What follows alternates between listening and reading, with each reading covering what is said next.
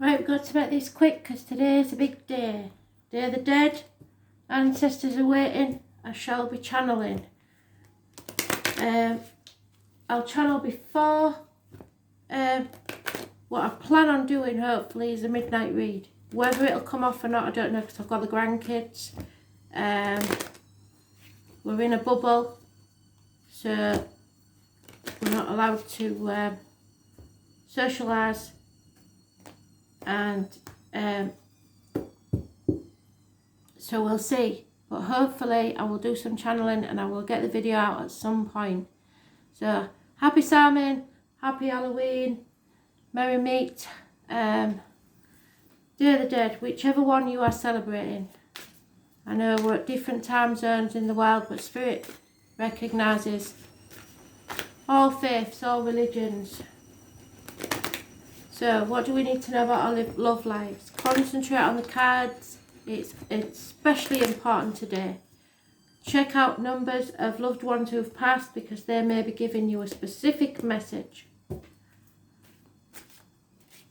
1, 2, 3, 4. Concentrate on your card. Remember, the more you communicate with me, the more connection I get, the more chance of me getting the messages from Spirit. I can't do it alone. I can pick up spirits that are around me, hoping for a chance, but if you don't speak up, the chances are you'll miss the opportunity. So, the first one, forgiving and learning. Please forgive Spirit any past things. You don't have to forget what happened. You don't have to condone what they did, but they are asking for forgiveness. So you must forgive Spirit now. Otherwise it will be toxic, sorry about the washer, and it will eat you up from the inside. You have to forgive your parents, forgive yourself for anything that you believe you've done. Let go of the guilt, let go of any things that was indoctrinated into you by your parents, your religion, your upbringing, anything like that. This is a very important card. Forgive yourself and others, or you'll never be able to move forwards. Your soul will be trapped. Perhaps they didn't have a chance to forgive you. This is as well as the message of love. It could be in a relationship that you have to forgive someone. It doesn't mean that you have to forget what they did. It doesn't mean you have to condone what they did. But you have to let it go, release it, so that you can heal.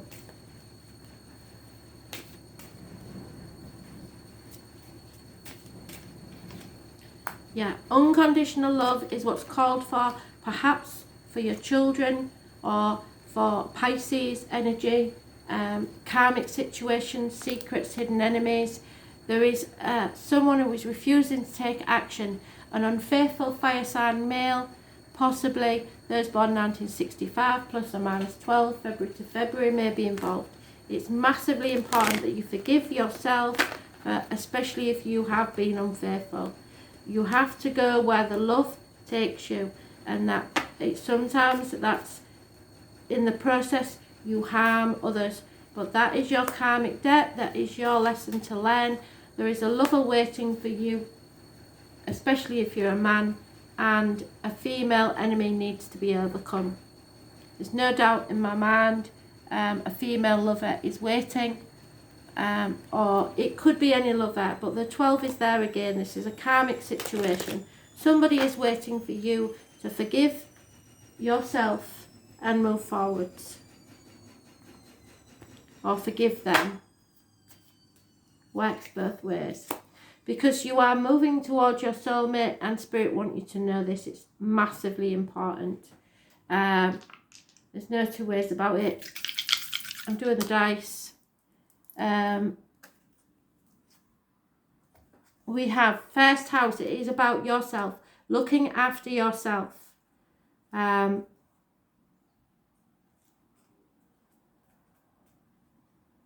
Pisces energy, yes, karmic debts, I'm afraid.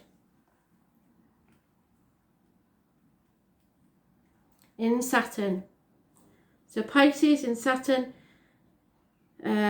diametrically opposed to the placements. Restrictions cause much frustration. Isolation is feared, as is fluidity. So you're stuck because fear is holding you back from something, or the fear that people will not forgive you. This will keep you trapped in a nightmare situation, which is at the bottom of the deck. If you don't forgive yourself, anything can be made right after you've made the decision, but you have to make the decision firstly in the first house to make yourself happy, because the first house is about new beginnings. It's about birth. It's about you as a person, the place where you enter as a soul. The first house, I shall just, so it's about, yes, Aries energy, fire sign. It's about your place of birth and your immediate environment, your self-incarnation, your self-image, your separateness to others. Your feelings are not other people's. Your individuality, your personal appearance and expectations of your environment. So it's up to you. What you desire, you can have, but you have to forgive yourself and others to obtain it.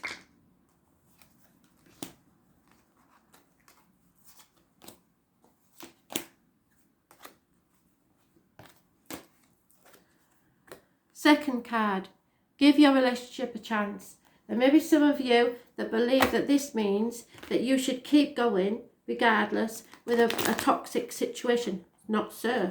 If you have given your relationship every chance, then the only chance left is to walk away and hope that that brings someone to their senses. If not for you, for someone else's future relationships.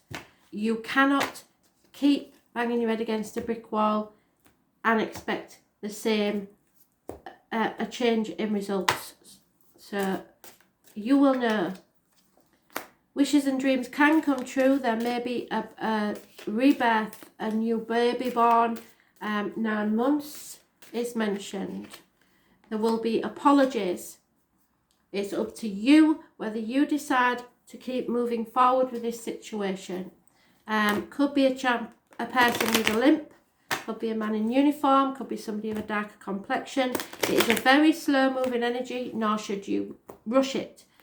9 months is mentioned. Take it slowly and see if they give as much as you do. You are strong enough to make this work. It's entirely up to you. Earth signs and water signs are mentioned. Those born 1966 plus or minus 12 February to February. There is romance coming from external to the home, and it brings disgrace on the home.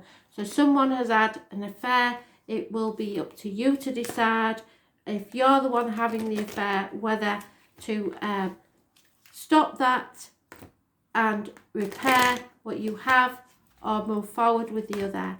If you are the one whose partner's had the affair, then you have to draw a line in the sand and decide whether you can actually forget about that and not keep bringing it up in every argument that you have. It's entirely up to you. Spirit say that they put the fate there, but you have to make the choices. And if you're waiting to find out why, you're never going to find out why. There is no reason why. It just happened. Simple as that. If you can't live with that, you need to move on.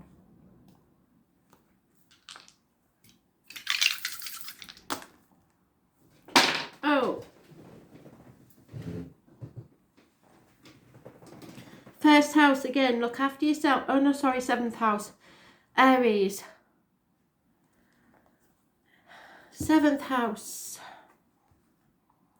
Aries, and what is that one? Venus. Venus in Aries in Venus, sorry.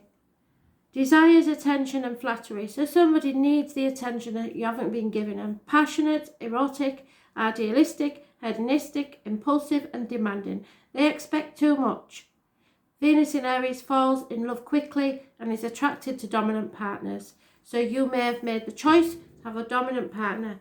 They require constant attention. If you're not giving them it, they will look elsewhere. It's as simple as that. So you may forgive them once, but they will do it again because they need the attention. If you can't give them it, then it's better to walk away. Yeah, this is a marriage. This is justice being served in a marital home. The lines, it's about relationships, matrimony, partnerships, unity, other people, projections, public enemies and lawsuits. So you may have to go to court if you cannot forgive.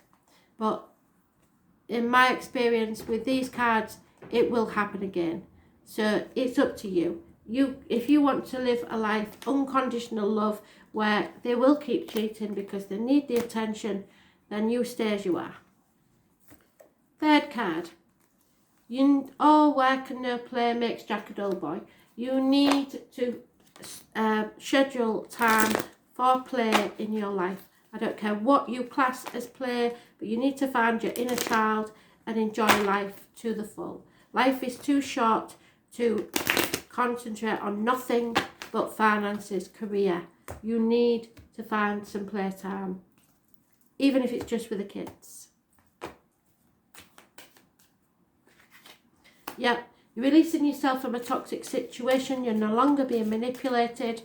You mustn't sign contracts, and the 15th of next month is when Mercury comes out of retrograde. So communications of a brilliant kind, love offers and communications of love will be coming your way to release you from this toxic situation. Those born on the 15th, living or past date for your diary and address, massively important in a positive way, because you're releasing yourself.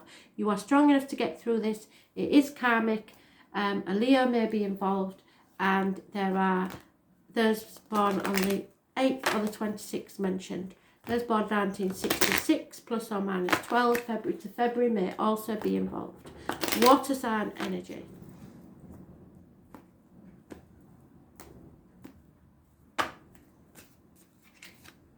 Yep, somebody won't be waiting much longer for this love offer. If you don't send it, you will regret it. Make time for this person or you will regret it. Someone is distraught about the written word. If you don't make time for this person, they will leave your life.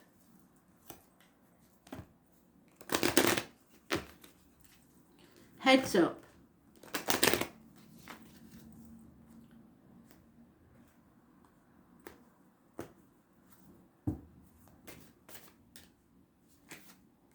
Yep, it's time to stop, breathe and schedule some time off to enjoy each other's company. We have Virgo in the third house. Let's see. So look where Virgo is in your chart.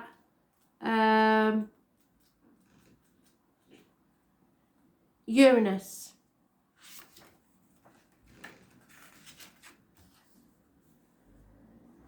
This placement promotes an interest in unconventional healing and health fads. It seeks to modernise outdated and efficient practices and can revolutionise creativity.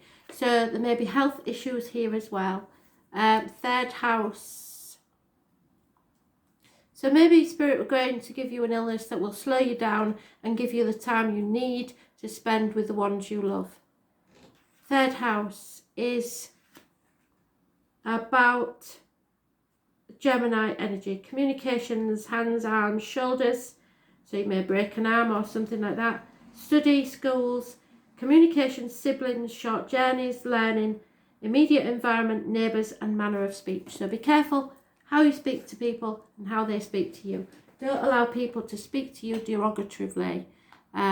It may be that there is an illness that needs to be overcome and it is making people crabby. You have to make time for relaxation and play together. And finally, time apart from your partner is on the cards. No pun intended, but separations are inevitable. It could be through the lockdown, it could be through work commitments, it could be because of third parties, not just emotional love third parties, but also parents, kids, anything to do with a third party. Finances, anything could get in the way. You and your partner are in separation. Yeah, The truth needs to be told, clarity needs to come, and then there will be success. Obstacles will be removed to your happiness. Children, travel, and those born 1966 plus or minus 12 February to February may be involved. But somebody has to speak the truth, cut through the bullshit and get to the point before these obstacles can be removed. Those born on the 19th, living or past date for your diary and address, massively important.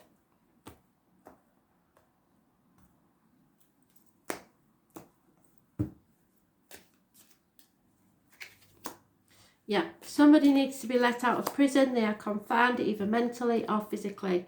There's been no communication.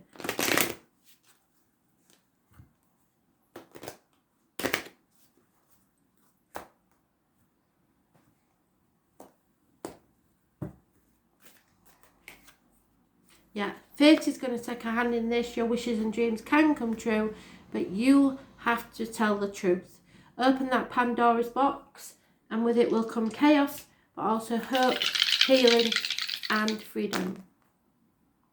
6th house, Aries, the Sun.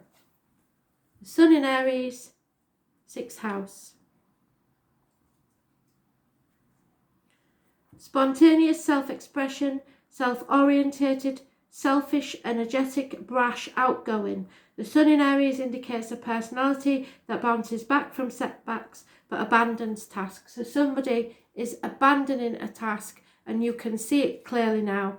It releases you from a prison. Probably an Aries, not necessarily. Could be a Leo. 6th house.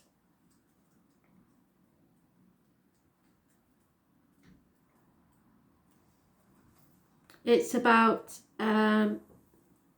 Virgo. It's the intestines, the abdomen, hospital doors. So it could be through illness that you were separated. Health services, work, altruism, teamwork. Work could be getting in the way. Co-workers, pets, efficiency, your daily routine. Something needs to be cleared out of the way, and communication is needed to improve this situation. But there is separation there. Whether it will be permanent or temporary is another issue. That's your decision, your destiny, through your choices and their consequences. Thanks for listening.